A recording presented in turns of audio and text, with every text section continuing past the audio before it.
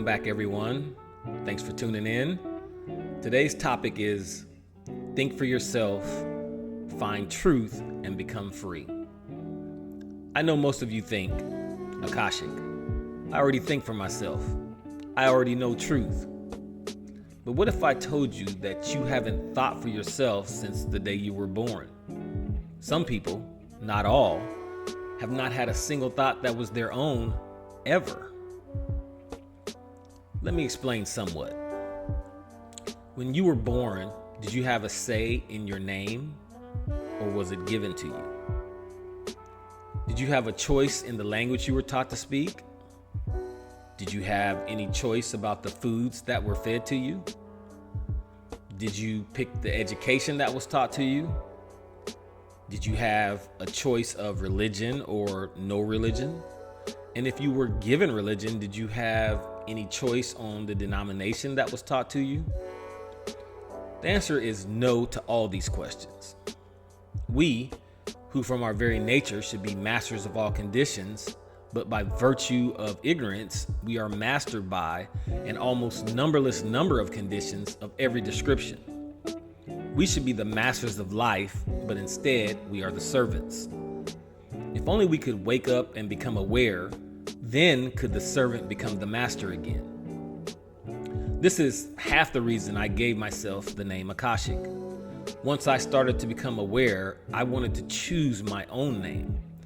I will explain the whole meaning of my name in another video, but for now, let's stay on topic.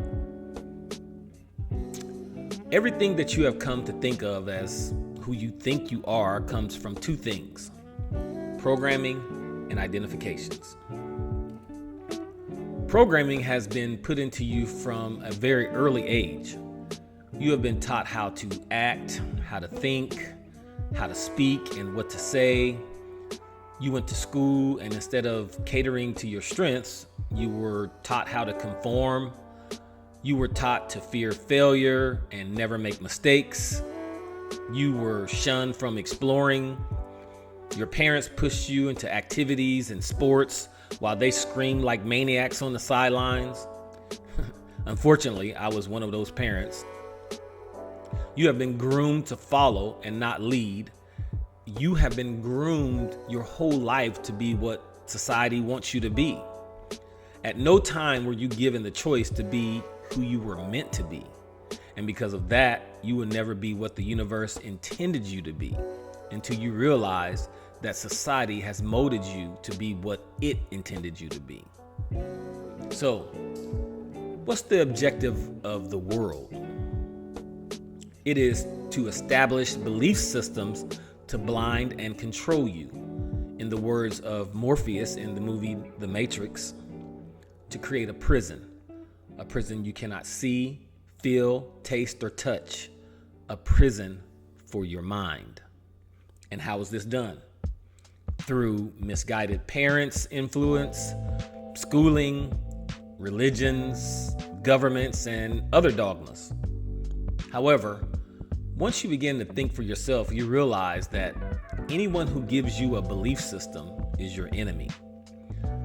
Because the belief system becomes a barrier for your mind. You cannot see truth. The very desire for truth disappears. You begin to form conclusions, and once you operate from the conclusions, you are no longer open to reason. And through this programming, the mind's ego has formed identifications. And when the mind's ego identifies with something, it will do everything in its power to protect that identity. And that's why some of you won't even make it through this whole video teaching. The ego won't accept it. A mind that opens to new ideals never returns to its original state, and the ego doesn't like change. The biggest problem with this mindset of the ego is that without leaving, no one can reach. All progress is from leaving the present state and moving to reach a greater goal. If ignorance is not left behind, you will never enter into knowledge. Stupidity is the only sin. Everything else is a byproduct of it. You can never be open to learning as long as you are closed to everything except what you believe to be true. The only way to be open is to kill your old way of thinking. This is what Jesus meant when he said to Nicodemus that he had to be born again. He was trying to tell him he had to change his thinking and mindset. How can a seed know it will be a tree? In its death, new life begins. This is what happens when one finds truth. The old must make way for the new. The caterpillar must cease in order for the butterfly to exist.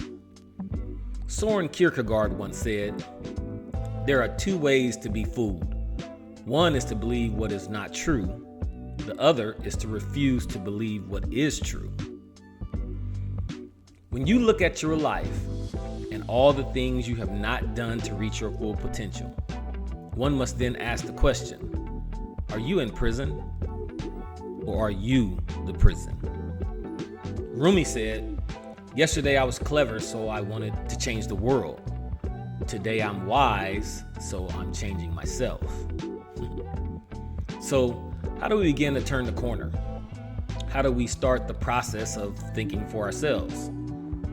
Firstly, the suppression of uncomfortable ideals may be common in religion and politics, but it is not the path to knowledge, and there is no place for it in the endeavor of reality and truth. Secondly, you have to understand this. Education is training, knowledge is awareness, and intelligence is discernment. When someone controls a person's education, they control their intelligence. Once your intelligence is controlled, you have access to their reality. And once reality is controlled, you can be made a slave. To break this, you must always seek truth. As long as you're seeking truth, you will always control your own reality. Lastly, always seek reality with truth, not the things that make you feel good. That's very important. The thinking that goes on in your intelligence is much more important than how much intelligence you possess. Education is training. Information is things you know or have access to, but true knowledge is awareness. J. Krishnamurti said, "Question all authority, even yourself." When you begin to question your own thoughts, your own relationships, your own desires, your own achievements, then out of that comes the quality of humility. You are then learning. Learning is infinite. Education is limited. Epictetus said, "Philosophical reason states we must establish what is true, eliminate what is false, and suspend judgment and doubt in all cases. We also have to learn how to test and distinguish what is true, false, and unclear. And most importantly, we have to accept the consequences of what has been proven to be correct, regardless of if it goes against our programmed belief system." The worst offense of truth is not admitting when you're wrong and not being able to say, "I don't know." So that being said, the obvious question is, what is truth? The answer is, I cannot give you a definitive answer to that because truth comes from within. When someone can explain to you definitively what truth is, you can be sure it's not truth. The only real truth is within you, and it is your duty to search for it. So, even though I cannot define it for you, I can give you some characteristics of truth. Truth needs no belief. The earth rotates so the sun rises in the east and sets in the west. No one asks, is the sun real? There's no belief needed. However, lies need belief. The truth stands on its own. False truth is to say you absolutely know truth. Real truth is to know I'm wise enough to know I don't know anything. Truth as a verb is truth. Truth as a noun is dead. When someone says, "My way is the truth," period, They have turned truth into a noun, when in all actuality, truth is only possible when all conditions and dogmas are dropped. Only then are you totally free, unconditionally free. That's where you find the movement and the evolution of truth as a verb. And as Neil Donald Walsh has said, evolution occurs with our cooperation or without it. Change happens and cannot be avoided. The issue is whether change is going to be something that happens to us or through us. When I talk about truth, and sometimes people debate with me, I don't seek victory for my ego or for myself. It should never be that might is right. Instead, it should always be that right is might. And no matter what, in the end, truth should win. If you are carrying stones in your hands and you think they're diamonds, it's not my place to tell you to throw the stones out. I'll just simply say, look again. However, in the end, believe it or not, we are all endowed with a superhuman power that is unique to the human race. It's a power that some have forgotten and some have taken for granted. But if you realize this power, it can drastically change your life into whatever you want it to be. What is this superpower is your question. It is the power of choice. We all have the ability to choose. Good life or bad, believe it or not, you choose. Now that I have reminded you of this power, what will you do with it? Always remember, the menu is not the dinner. You can study and study the menu, but without experiencing, without action, you're not eating. And if you don't have your own story, you're going to be a part of someone else's story. So go find truth and set yourself free. If you made it to the end, you are open to ideas, and I'm grateful for that. If you found this video helpful, it would be my honor if you hit the like button, and if you really like it, then please subscribe.